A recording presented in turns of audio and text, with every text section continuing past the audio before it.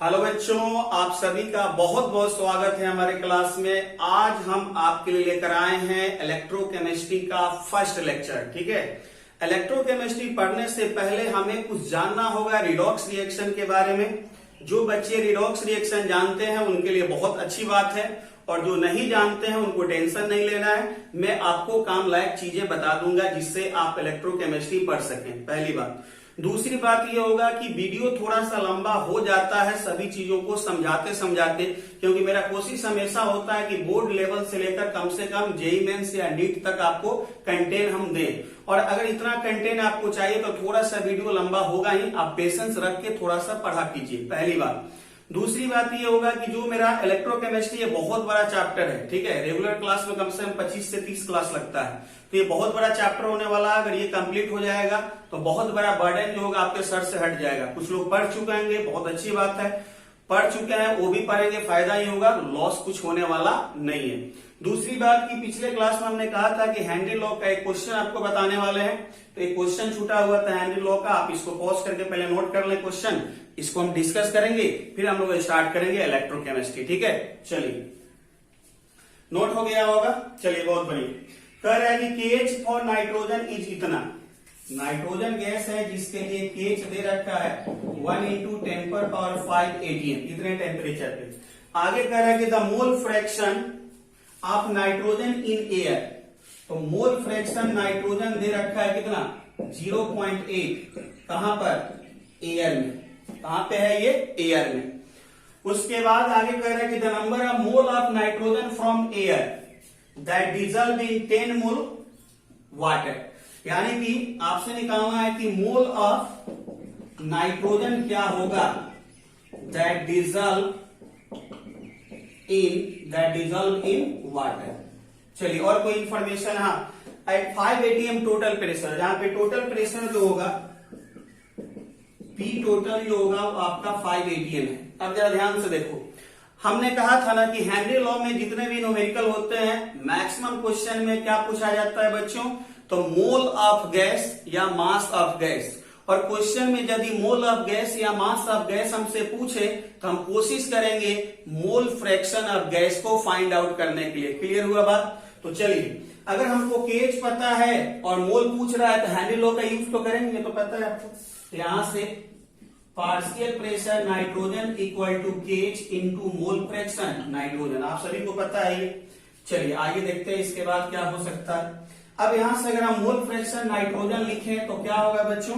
Partial pressure nitrogen upon KH. चलो ठीक है। अब देखो पार्शियल प्रेशर नाइट्रोजन और अगर केएच पता हो तो मोल फ्रैक्शन ऑफ नाइट्रोजन निकल जाएगा।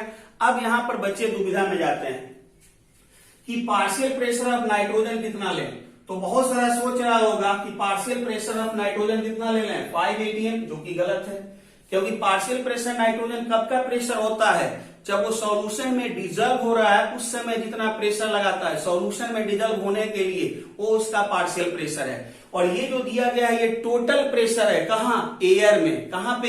एयर में टोटल प्रेशर है। दूसरा गलती, बहुत सारा सोचेगा कि मोल फ्रैक्शन निकालेंगे क्यों, मोल फ्रैक्शन तो दे रखा है क्वेश्चन में।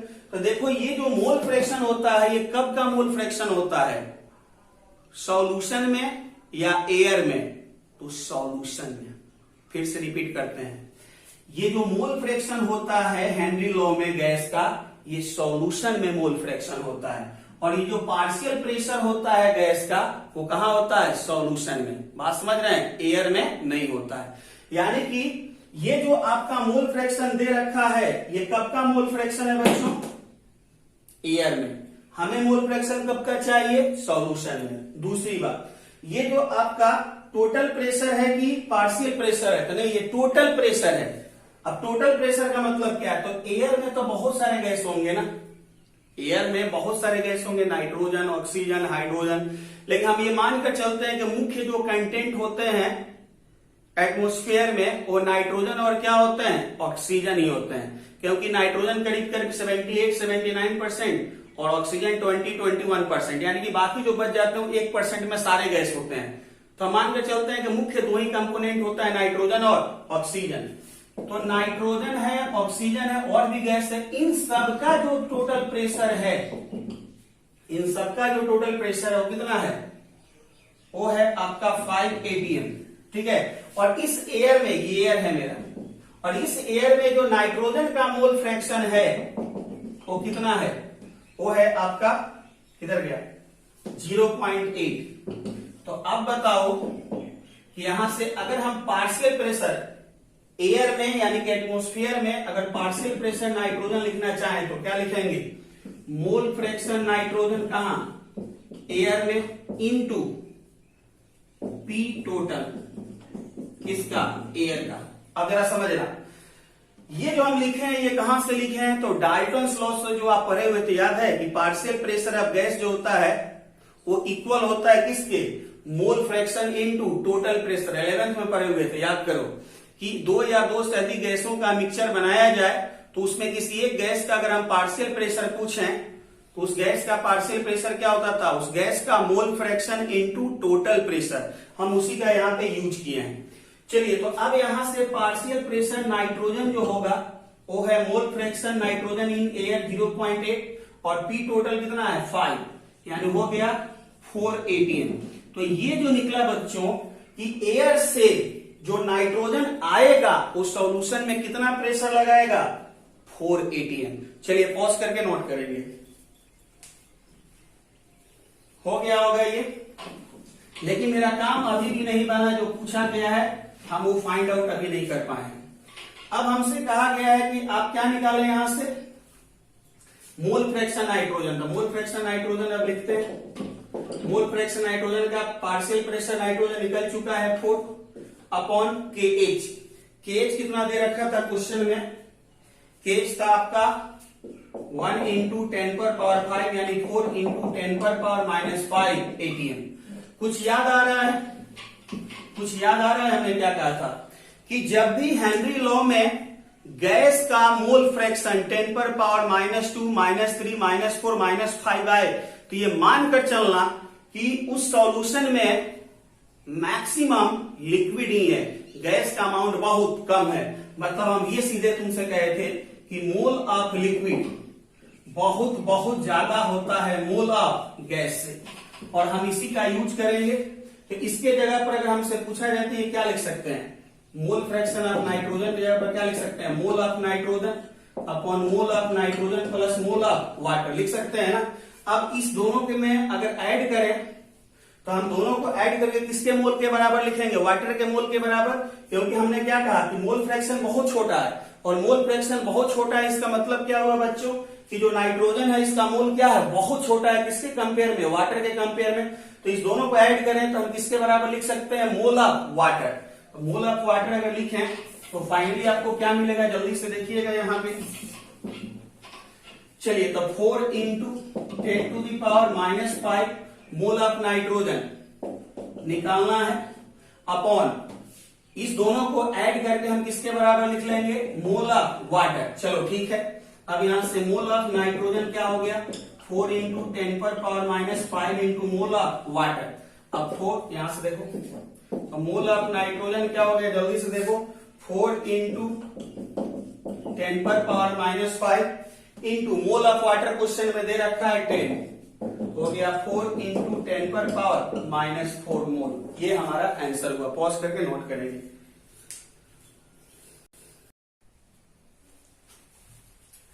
चलिए, तो सबसे पहले इलेक्ट्रोकेमिस्ट्री के लिए आपको हम बेसिक चीज सिखाएंगे, किसका, रिडॉक्स रिएक्शन का। तो आइए देखते हैं क्या होगा, ध्यान दीजिएगा यहाँ पे। सबसे पहले हम आपको कुछ रूल लिखेंगे जिसको आपको नोट करना होगा अगर नहीं पता है तो सबसे पहले हम यहाँ पे लिखेंगे इन कंपाउंड, इन कंपाउंड। चलिए, पहला पॉइंट आप इधर से लिखेंगे, फर्स्ट ए ग्रुप,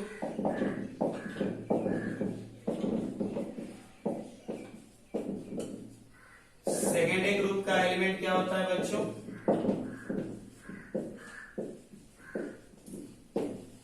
ये जानते हैं आप। और एक और याद रखेंगे आप, सेवेंथ में फिर कल बाहर आए आएंगे। चलिए, अब देखो हम क्या लिख रहे हैं कि कंपाउंड में अगर इनमें से कोई मिल जाए ना तो इनका ऑक्सीडेशन स्टेट जो होगा +1 पुट करना, ठीक है। अगर किसी कंपाउंड में इनमें से कोई मिल जाए इनका ऑक्सीडेशन स्टेट कितना पुट करना, +1। कंपाउंड के अंदर अगर इनमें से कोई मिल जाए तो इनका ऑक्सीडेशन स्टेट +2 एक एटम का, और कंपाउंड में अगर इनमें से कोई मिल जाए जनरली तो कितना पुट करना -1। उसके बाद oxidation state oxygen equal to -2 होगा ऑक्साइड के केस में, ऑक्सीडेशन स्टेट ऑक्सीजन -1 होगा पर ऑक्साइड के केस में, सब बताएंगे क्या होता है, और ऑक्सीडेशन स्टेट ऑक्सीजन -1/2 होगा सुपर ऑक्साइड के केस में। चलो ठीक है, ये बेसिक चीज है। उसके बाद मान लो कि किसी भी कंपाउंड में जितने एलिमेंट हैं, किसी भी कंपाउंड में जितने एलिमेंट हैं उन सभी के ऑक्सीडेशन स्टेट का सम किसके इक्वल होगा, तो उस पे जो चार्ज है उसके इक्वल होगा। अब जरा समझना, मान लो कि हमने यहां पर H2SO4 लिया, ये कंपाउंड है, H2SO4 लिए क्या है, कंपाउंड है। अब इस कंपाउंड में देखो हाइड्रोजन है, सल्फर है, ऑक्सीजन है, तो क्या करना कि oxidation state hydrogen plus oxidation state sulphur plus oxidation state oxygen equal to hydrogen sulphur oxygen, 3 element है, तीनों को ऑक्सीडेशन स्टेट को ऐड करेंगे, और बताओ इस पे कोई चार्ज है क्या, तो ना ही इस पे कुछ प्लस लिखा है ना ही इस पे कुछ माइनस लिखा है, मतलब टोटल चार्ज कितना है 0। ठीक है। दूसरा मान लो सपोज करो कि यहाँ पे है हमारे पास CO3 ये भी एक तरह का मॉलिक्यूल्स है, आयंस है। अब इसमें क्या करना, तो इसमें देखो कार्बन है और ऑक्सीजन है, यहाँ लिखेंगे क्या, oxidation state carbon plus oxidation state oxygen equal to जो इस पे चार्ज है, तो इस पर चार्ज कितना लिखा है -2, यहाँ पे लिख देंगे -2। मान लो सपोज करो कि यहाँ पे हमने लिखा NH4+, ठीक है। अब देखो इसमें नाइट्रोजन है और दूसरा क्या है, हाइड्रोजन है, तो क्या लिखेंगे, oxidation state nitrogen plus oxidation state hydrogen equal to इस पे जो चार्ज है कितना +1। चलो ठीक है, ये हो गया। उसके बाद एक और भी बहुत इंपॉर्टेंट चीज होता है कि होमो एटॉमिक मॉलिक्यूल। होमो एटॉमिक मॉलिक्यूल कहने का मतलब ऐसा मॉलिक्यूल जो सेम एटम से बना हो, उनका ऑक्सीडेशन स्टेट हमेशा क्या होगा 0। जैसे कि मान लो यहाँ पे हम कहीं लिखते हैं, जैसे मान लो कि हमसे सिर्फ कोई पूछे O2 का बताओ, तो यहाँ पर ऑक्सीडेशन स्टेट 0, N2 0, P4 0, ठीक है, H6 0। तो इस टाइप के जहां भी मिले मॉलिक्यूल जिसमें सिर्फ सेम टाइप के एटम हो, O2 N2 P4, जैसे मान लो हमसे किसी ने कहा कि चलो ठीक है तुम जो होगा O3 का बताओ, तो क्या बताएंगे 0। ठीक है, जब तक ये अपना अकेले हैं यानी सिर्फ अपने एटम से मॉलिक्यूल बनाए हैं, इनका ऑक्सीडेशन स्टेट क्या होगा 0। दूसरे एक बात और ध्यान देना, तो इन सब में से अगर पूछा जाए तो इन सबको ऑक्सीडेशन स्टेट क्या लिखेंगे 0, लेकिन यही ऑक्सीजन का अगर यहाँ पे पूछे ऑक्सीडेशन स्टेट क्या 0 होगा, नहीं। देखो ये कंपाउंड में ऑक्सीजन है, कंपाउंड में 0 नहीं होगा, कंपाउंड में तो -2 होगा, लेकिन जब ये अकेले है इस तरह से तब यहाँ पर क्या होगा 0 होगा। चलो पॉज करके नोट कर लो, हो गया होगा। लेकिन ओवरऑल कहानी यही है कि अभी भी तुम्हें कुछ भी पता नहीं चला होगा, जो नहीं जानता है उसके लिए बड़ा ही थोड़ा सा अटपटा लग रहा होगा, जो जानता है उसके लिए तो बहुत एक तरह से आसान है। चलो अब मान लो कि कोई तुम्हारे पास है, सपोज करो कि H3PO4 है और हमने इसमें अंडरलाइन किया फास्फोरस को, हमने किसको अंडरलाइन किया फास्फोरस को, यानी कि हमें फास्फोरस का ऑक्सीडेशन स्टेट निकालना है। तो पहले काम ये करना है कि जिस कंपाउंड में ऑक्सीडेशन स्टेट पूछा जा रहा है उन सभी एलिमेंट का ऑक्सीडेशन स्टेट ऐड करके इस पे जो चार्ज है उसके इक्वल लिखो। तो क्या पहला नियम है, oxidation state hydrogen plus phosphorus plus oxygen equal to 0। बात समझ में आया। दूसरा चीज, अब देखो हाइड्रोजन, क्या यहाँ हाइड्रोजन H3 मान के चल रहा है, क्या हम हाइड्रोजन के ऊपर 0 पुट कर दे, नहीं। हाइड्रोजन अकेले नहीं है बच्चों, हाइड्रोजन अगर अकेले कहीं पड़ा हुआ है, यहाँ पे सिंगल पूछे क्या है तो 0, तो सिंगल H3 है तो 0, लेकिन ये कंपाउंड में है तो ये इसका 0 नहीं होगा, यहाँ पे कंफ्यूज मत होना। चलो ठीक है। अब हाइड्रोजन देखो 3 है, कहाँ पे हाइड्रोजन होता है, किस ग्रुप से, फर्स्ट ग्रुप से, और फर्स्ट ग्रुप का कोई एलिमेंट अगर कंपाउंड में होता है तो कितना पुट करना है +1, सेकेंड ए का अगर कंपाउंड में कोई है तो कितना पुट करना है +2, सेवेंथ ए का कोई कंपाउंड में है तो कितना पुट करना है -1। इन सब बातों को थोड़ा सा रिपीट करते रहो। अब देखो तो हाइड्रोजन फर्स्ट ग्रुप का है और फर्स्ट ग्रुप का है तो कितना पुट करेगा +1, तो हाइड्रोजन के लिए +1, 3 है ना, एक हाइड्रोजन का +1, 3 है तो 3 से गुना करो। फास्फोरस का तो निकालना है, तो जिसका निकालना है उसका XYZ मान लो, तो यहाँ पर X plus oxidation state oxygen, oxygen जो होता है प्रायः -2 ही बनाता है, मैक्सिमम केस में ऑक्साइड बनाता है, तो एक ऑक्सीजन का -2 है, ऑक्सीजन 4 है, -2 × 4 इक्वल टू 0। अब यहां से सॉल्व करके x का वैल्यू निकालो, x का वैल्यू निकालेगा +5 होगा, x का वैल्यू क्या होगा +5, यानी कि इस कंपाउंड में फास्फोरस का ऑक्सीडेशन स्टेट क्या मिला +5। चलो ठीक है, समझ गया होगा। चलो ठीक है, मिटाते हैं। मान लेते हैं कि दूसरा एग्जांपल लेते हैं, थोड़ा सा स्पीड बढ़ाते हैं। मान लेते हैं इस बार हम लोग ले लेते हैं, सपोज करो C6H12O6। हमने कार्बन को अंडरलाइन किया, कार्बन को ऑक्सीडेशन स्टेट लिखना है। तो पहला चीज oxidation state carbon, oxidation state hydrogen plus oxidation state oxygen equal to क्या 0। कार्बन का निकालना है। अब जरा सोचो कार्बन का कितना मानेगा, जिसका निकालना है उसका मान लो XYZ जो मानना है। तो कार्बन का x माना, तो एक कार्बन का x, तो 6 कार्बन है ना, तो 6 के लिए क्या हो जाएगा 6x। हाइड्रोजन देखो किस ग्रुप का, फर्स्ट का है, तो एक हाइड्रोजन का +1, 12 हाइड्रोजन का 12।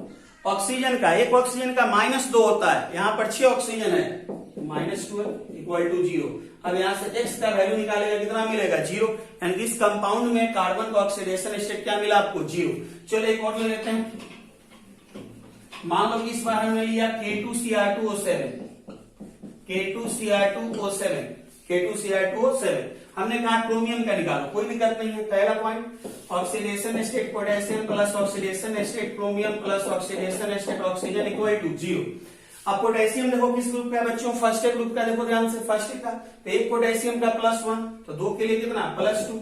क्रोमियम के लिए हमेशा जिसका निकालना x मानो, तो क्रोमियम का x मानेगा, तो 2 है ना, तो 2 के लिए क्या हो जाएगा 2x। ऑक्सीजन का हमेशा कितना, हमेशा नहीं मतलब प्राय -2 ही पुट करना, -2, 1 के लिए 7 इक्वल टू 0। यहां से x का वैल्यू निकालो +6 आएगा। चलो ठीक है, समझ में आ गया होगा। अब समझ में आ गया है तो कुछ एग्जांपल यहाँ पर नोट करते हैं, पॉज करके खुद से ट्राई करना। चलो तो यहाँ पे फटाफट कुछ एग्जांपल है। KMnO4, यहाँ पे Mn, KCl, यहाँ पे K, HClO4, यहाँ पे Cl, यहाँ पे मान लो कि यहाँ पे H2C2O4, यहाँ पे कार्बन, और कुछ ले लो, मान लेते हैं कि C12H22O11, यहाँ पे कार्बन का निकालना है। जिसका इसका अंडरलाइन किया उसका ऑक्सीडेशन स्टेट तुम्हें खुद से निकालना है। मान लेते हैं कुछ और ले लेते हैं, KNO3, यहाँ पे नाइट्रोजन का निकालना है। और कुछ ले लेते हैं, मान लेते हैं कि सपोज करो कि H2H2O7, यहाँ सल्फर निकालना। चलो पॉज करके पहले इन सबको खुद से ट्राई करो, जल्दी से, फिर हम आंसर बता रहे हैं, जल्दी से ट्राई करना। चलो हो गया, ट्राई कर लिया ईमानदारी से ना बेटा, ईमानदारी से ट्राई करना, अगर नहीं पढ़ा है तो। चलो अब आंसर मिलाओ। फर्स्ट में देखो यहाँ पे आएगा +7, यहाँ पे आएगा +7, यहाँ पे K का आएगा +1, यहाँ पे क्लोरीन का आएगा +7, यहाँ पे कार्बन का आएगा +3, निकालना सही हो रहा है। यहाँ पे कार्बन का आएगा 0, यहाँ कार्बन का आएगा 0, यहाँ नाइट्रोजन का आएगा +5, और यहाँ जो सल्फर है उसका आएगा +6। अपना आंसर चेक करो, और अगर गलत हुआ है तो फिर से दोबारा जैसे समझाएं वैसे बनाना। चलो ठीक है, कुछ और एक आध एग्जाम्पल ले लेते हैं, एक आध एग्जाम्पल और जल्दी से कंप्लीट करेंगे।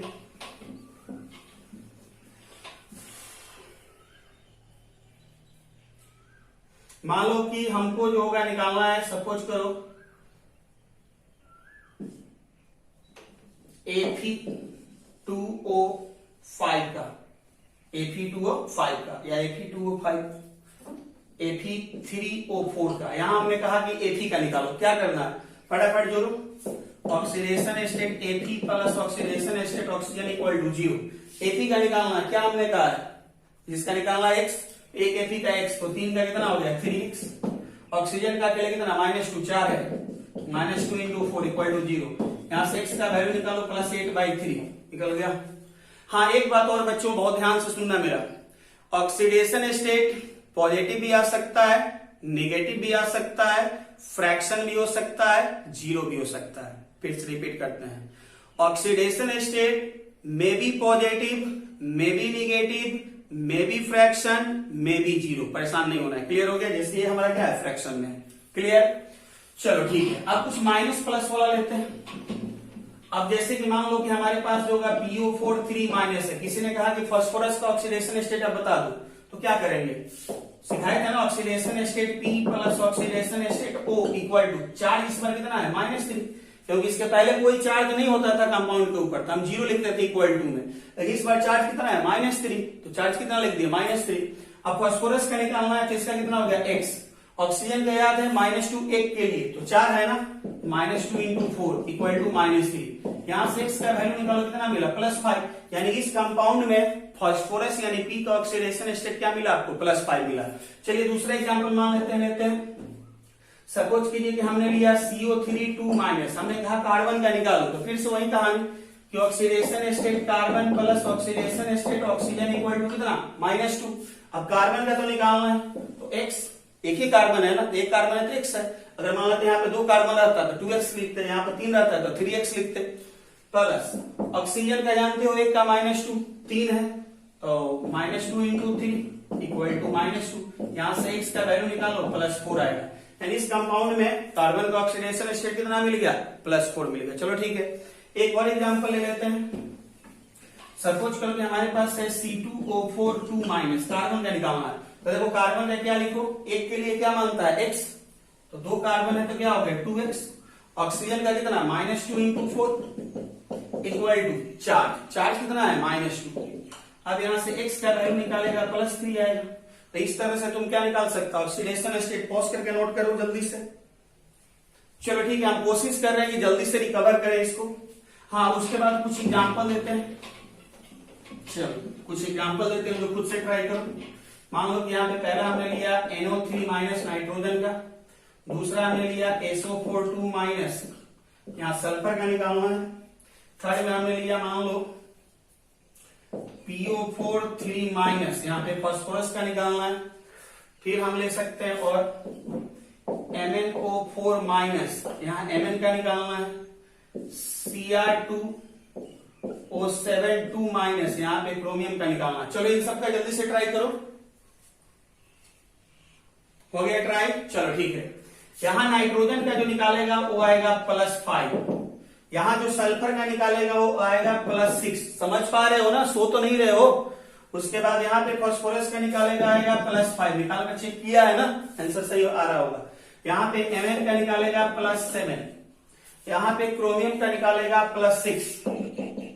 चलो ठीक है, ट्राई हो गया इतना, चलो बहुत बढ़िया, ठीक है। अब इसके बाद निगेटिव के बाद जो होगा, हम कुछ पॉजिटिव वाला जो होगा आपको बता दें।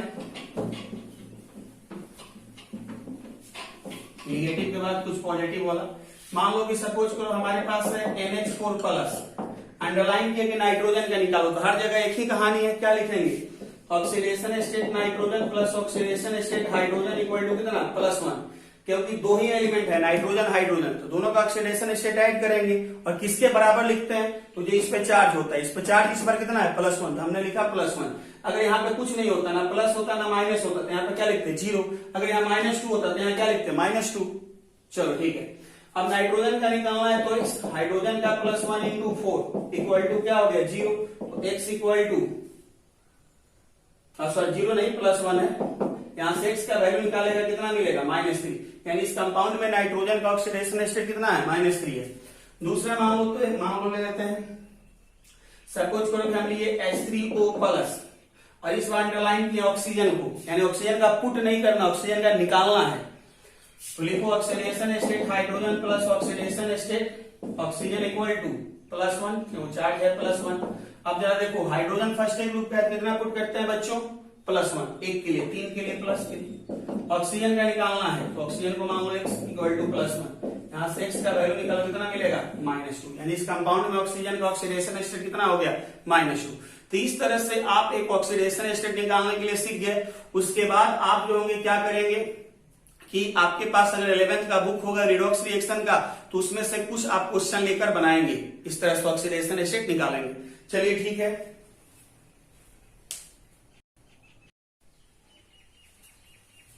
चलिए 2 और टर्म होता है जिसके बारे में हमें सीखना होगा। नंबर 1 टर्म है ऑक्सीडेशन और नंबर 2 टर्म है रिडक्शन। तो आइए देखते हैं।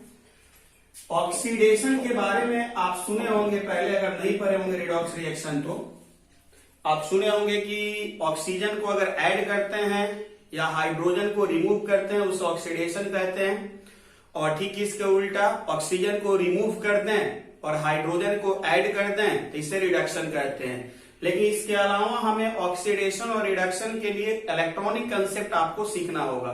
यानी कि इलेक्ट्रॉन के आधार पर कि इलेक्ट्रॉन लूज कर रहा है तब क्या होगा और इलेक्ट्रॉन गेन कर रहा है तब क्या होगा। तो चलिए ऑक्सीडेशन के केस में आप ध्यान रखेंगे कि जो आपका एटम मॉलिक्यूल्स या आयंस जो होता है ये आपका लूज करता है किसको, इलेक्ट्रॉन को। यानी कि यदि कोई एटम मॉलिक्यूल्स या आयंस इलेक्ट्रॉन को लूज करता है, इलेक्ट्रॉन का त्याग करता है, तो वह प्रोसेस क्या कहलाएगा, ऑक्सीडेशन कहलाएगा।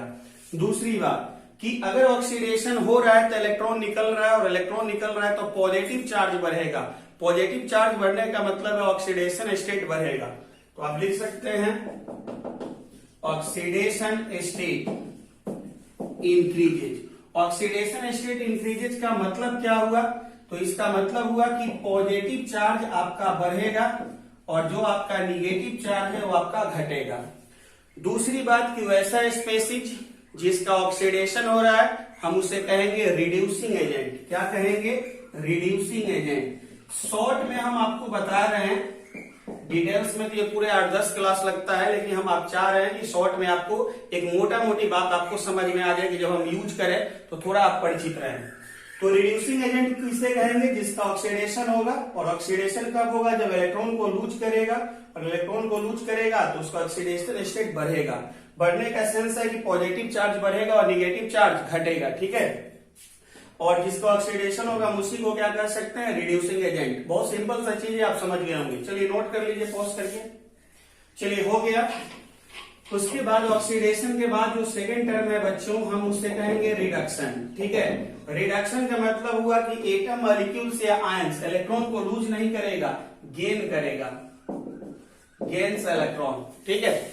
दूसरी चीज की यहाँ ऑक्सीडेशन स्टेट बढ़ेगा नहीं, ऑक्सीडेशन स्टेट घटेगा। और ऑक्सीडेशन स्टेट घटने का मतलब इस बार उल्टा हो जाएगा कि पॉजिटिव चार्ज आपका डिक्रीज करेगा जबकि निगेटिव चार्ज इंक्रीज करेगा। और जिनका रिडक्शन होगा हम उन्हें कहेंगे रिड्यूसिंग एजेंट नहीं, क्या कहेंगे, ऑक्सीडाइजिंग एजेंट। क्या कहेंगे, ऑक्सीडाइजिंग एजेंट। चलिए तो आप आई होप कि आप नोट कर लिए होंगे। चलिए नोट हो गया। नोट हो जाने के बाद आइए हम आपको कुछ एप्लीकेशन सिखाते हैं इसका, जो हमें यूज करना है इलेक्ट्रोकेमिस्ट्री में। चलिए तो मान लीजिए कि हमारे पास MnO4- है। ध्यान से सीखना, यही से सबसे इंपॉर्टेंट चीज होगा बच्चों हमारे लिए। MnO4- है और ये चला गया Mn2+ पे। अब जब ये MnO4- से Mn2+ पे गया तो हमें ये चेक करना है कि इसका ऑक्सीडेशन हुआ है कि रिडक्शन हुआ है, ठीक है। तो आइए ध्यान से देखते हैं।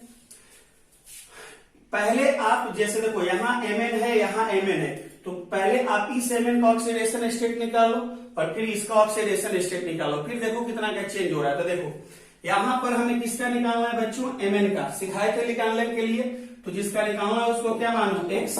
ऑक्सीजन का याद है -2, 4 है तो 4, और टोटल चार्ज कितना, -1। तो x इक्वल टू यहाँ पर कितना हो गया, +7। यानी Mn जो होगा उसका ऑक्सीडेशन स्टेट है +7। अब यहां पर Mn का ऑक्सीडेशन स्टेट क्या है, तो ध्यान से सुनो। सिंगल एटम पर जो चार्ज होगा वही उसका ऑक्सीडेशन स्टेट होता है। मतलब ये सपोज करो कि कहीं पे तुम्हें A के ऊपर कुछ नहीं लिखा है, मतलब इस पे चार्ज क्या है, 0, यानी हम कह देंगे कि A का ऑक्सीडेशन स्टेट 0 है। अगर यही A पर अगर कहीं पे +2 लिखा है तो हम कह देंगे कि इसका ऑक्सीडेशन स्टेट क्या है, +2। मान लो कहीं Cl है और Cl के ऊपर -1 लिखा है तो हम कह देंगे ऑक्सीडेशन स्टेट कितना है, -1। मान लो कहीं Na है, इस पे +1 लिखा है, हम कह देंगे ऑक्सीडेशन स्टेट कितना है, +1। लेकिन यहीं पे CO3 2- है। अब हमसे कहा जाए कि कार्बन का ऑक्सीडेशन स्टेट बताओ, तो -2 नहीं बताएंगे, इसका पहले वाला मेथड से यूज करेंगे, ठीक है। तो सिंगल एटम पे जो चार्ज होगा वही उसका ऑक्सीडेशन स्टेट होगा। चलिए तो आप समझ गए होंगे। तो Mn यहाँ पे सिंगल है, इस पे चार्ज कितना है, +2, यानी कि Mn का ऑक्सीडेशन स्टेट है +2। अब देखो चेंज जब हम देखते हैं तो लेफ्ट से राइट देखते हैं कि बढ़ गया है कि घट गया है। तो Mn पहले कितना पे था, +7 पे, और बाद में कितना पे है, +2 पे। इधर से इधर चेंज देखना है, ये डायरेक्शन होगा, ऐसे जाकर देखना है। तो +7 से +2 पे गया, बताओ क्या हुआ, पॉजिटिव घट गया ना, या ऑक्सीडेशन स्टेट घट गया ना। पहले +7 था, अब कितना है, +2। तो जैसे ऑक्सीडेशन स्टेट डिक्रीज किया मतलब ये क्या हुआ, रिडक्शन हुआ। इसका क्या हुआ, रिडक्शन। किसका रिडक्शन हुआ, Mn+2 का कि MnO4 माइनस का, तो नहीं, MnO4 माइनस का रिडक्शन हुआ, क्योंकि यहां से ये Mn+2 पे गया है, तो रिडक्शन हुआ। और रिडक्शन हुआ तो कौन सा एजेंट कहलाएगा, ऑक्सीडाइजिंग एजेंट कहलाएगा। चलो ठीक है, समझ गया। अब देखो कितना इलेक्ट्रॉन का चेंज हुआ है ये भी सीखना पड़ेगा। तो देखो ये +7 से +2 गया तो कितना इलेक्ट्रॉन हुआ, 5 इलेक्ट्रॉन।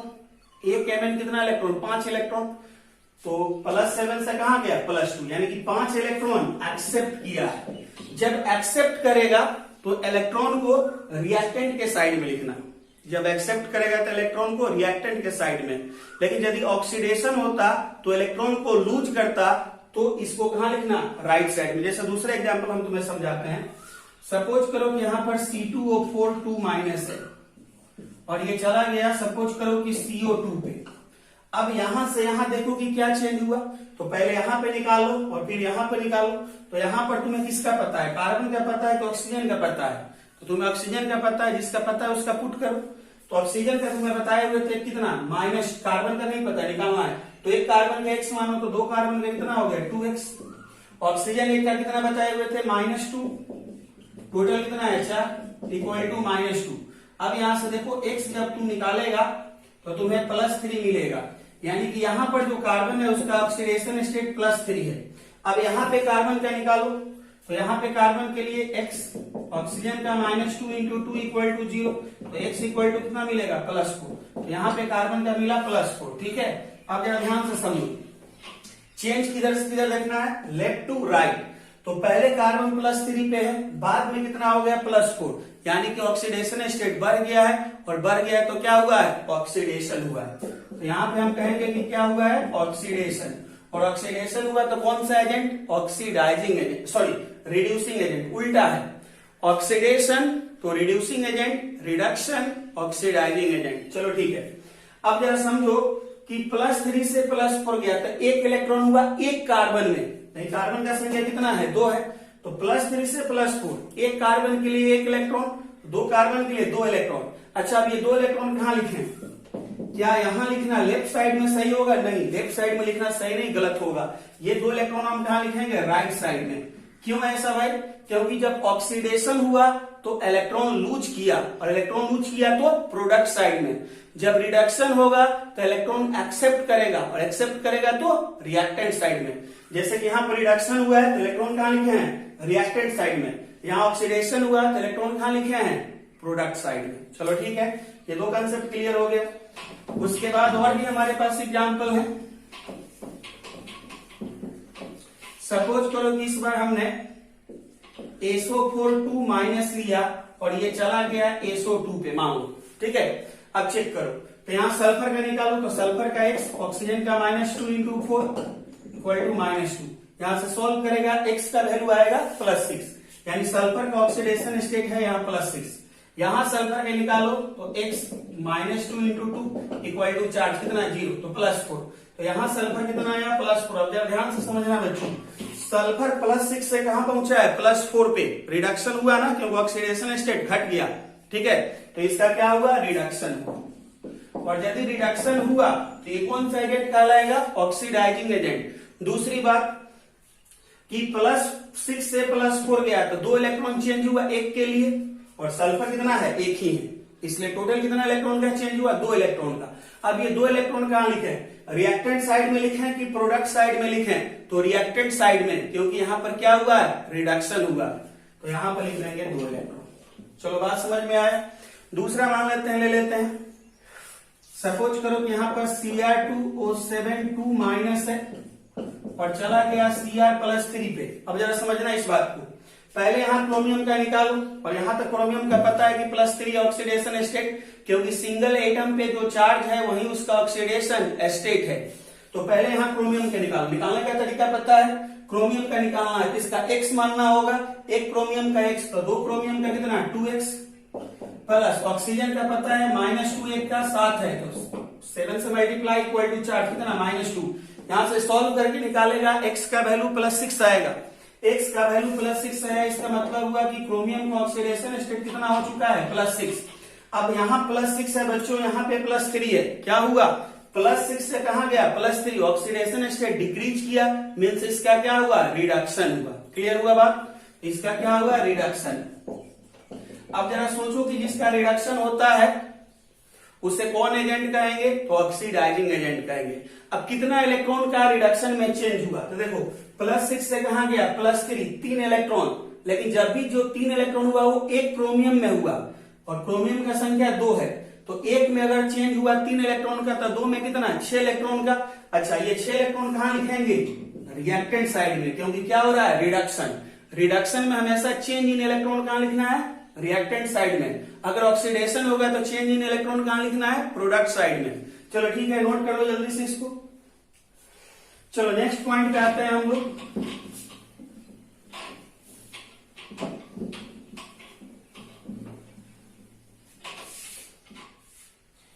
सपोज करो कि यहां पे Fe2O3 है और ये चला गया आपका Fe3O4 पे। मान लो कुछ इस तरह से हो गया घटना, ठीक है, कैसे हुआ ये डिस्कशन नहीं करना है, मान लो कुछ हो गया इस तरह से।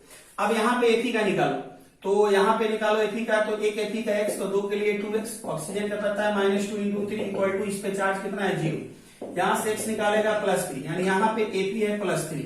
अब यहाँ पे जरा ध्यान से देखना, यहाँ पे जरा ध्यान से देखना, यहाँ पे एक Fe के लिए x, तो 3 के लिए 3x, ऑक्सीजन के लिए -2 × 4 इक्वल टू 0, तो x इक्वल टू कितना हो गया देखो +8 बाई कितना हो जाएगा 3, यानी यहाँ पे आ गया +8 बाई 3। अब देखो क्या हो रहा है, +3 से कहां गया +8 बाई 3 पे, ऑक्सीडेशन हुआ कि रिडक्शन, रिडक्शन हुआ, क्योंकि इसका वैल्यू जो होगा 3 × 6 और मतलब 2.3 समथिंग होगा, इससे क्या हुआ कम हुआ, तो ऑक्सीडेशन स्टेट डिक्रीज किया, मतलब यहां भी क्या हो चुका है रिडक्शन हो चुका है, यहां भी क्या हो चुका है रिडक्शन हो चुका है। तो ऑक्सीडेशन और रिडक्शन का एक जनरल मतलब आपको समझ में आया। अच्छा, दूसरा मान लो कि कहीं पे Cl- है और ये चला गया Cl2 पे, यहां पे चेक करो ऑक्सीडेशन हुआ कि रिडक्शन हुआ, तो बहुत आसान है, ये सिंगल एटम है, इस पे जो चार्ज है वही ऑक्सीडेशन स्टेट, मतलब यहां ऑक्सीडेशन स्टेट कितना है -1। ये याद है, एक ही टाइप का केवल एटम हो तो वहां ऑक्सीडेशन स्टेट क्या लेना है 0, तो इसमें 2 कोलिन है, यानी कि एक ही टाइप के दोनों एटम है, तो यहां ऑक्सीडेशन स्टेट क्या हो गया 0। अब -1 से कहां गया 0, बढ़ गया, ऑक्सीडेशन स्टेट की घट गया तो बढ़ गया, क्योंकि -1 से 0 क्या हुआ बड़ा हुआ, तो -1 से 0 गया यानी ऑक्सीडेशन स्टेट बढ़ गया, तो क्या हुआ ऑक्सीडेशन हुआ, क्या हुआ ऑक्सीडेशन हुआ।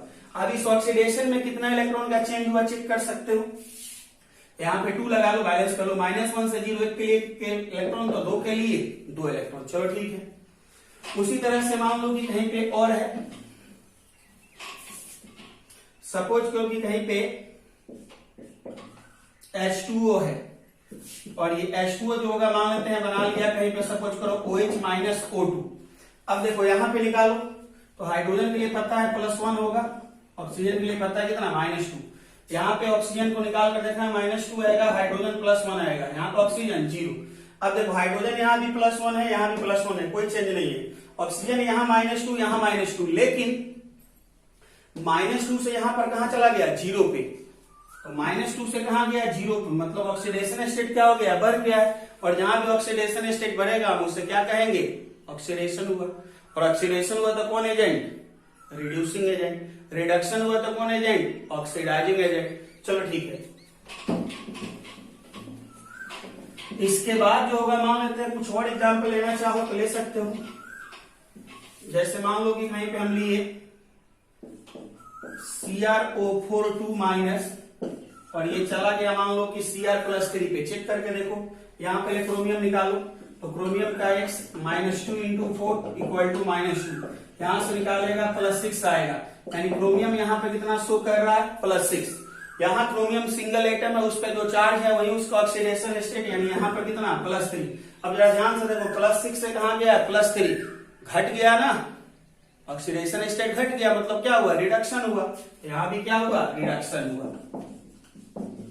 चलिए ठीक है, तो हमने एक कोशिश किया आपको टच करने का रिडॉक्स रिएक्शन का बेसिक कंसेप्ट, जिससे आप इलेक्ट्रोकेमिस्ट्री को थोड़ा समझ पाए, ठीक है। बेहतर ये होगा कि अगर आपका कोई दोस्त हो जो आपका 11th में पढ़ चुका है रेडॉक्स रिएक्शन, आप थोड़ा उससे कांटेक्ट करें, आप थोड़ा बहुत उससे जो है हेल्प लेने का कोशिश करें।